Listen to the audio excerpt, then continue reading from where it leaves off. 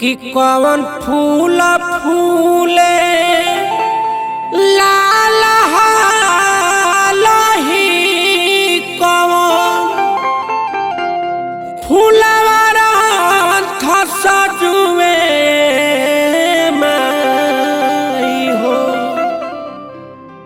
कौन फूल फूले लाल हालही कौन फूलरा सजुए कौन फूलरा सजुए हो। ए माई मोरी कौन फूलवा रहे लूलो भाई रे सेवा खावा राउर बटिया जो है हो। ए माई मोरी कौन फूलवा रहे लूलो भाई रे सेवा खावा राउर बटिया जो है हो। जय जय जय मामा जय जय जय मामा।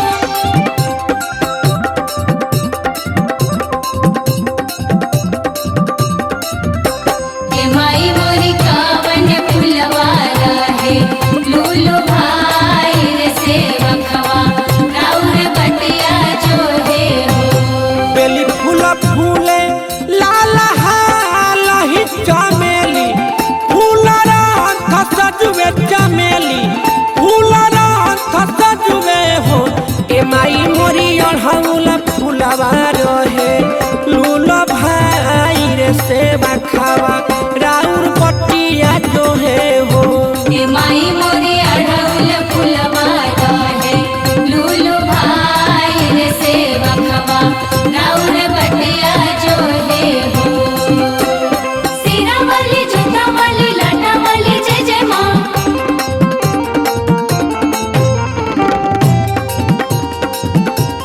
जय माँ जय माँ। ए माई मोरी अढ़ौल फूलवा रहे लूलो भाई रे सेवा खावा राउर बटिया जो है हो। कौन फूल फूले माई साझिया कवन आधी रात फूले कवन आधी रात फूले हो। ए माई मोरी कवन फूलवा फूले भीनु सारावा सेवा खावा राउर बटिया जो है हो। ए माई मोरी कौन फूलवा फूले मीनू सारवा सेवा खावा राउर बटिया जो है हो।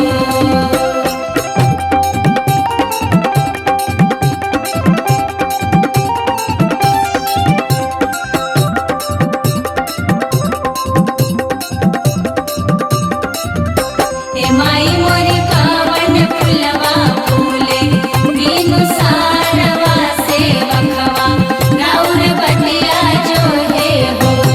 बेली फूल फूले माई साझिया चमेली आधी रात फूले चमेली आधी रात फूले हो। ए माई मोरी अढ़ौल फूलवा फूले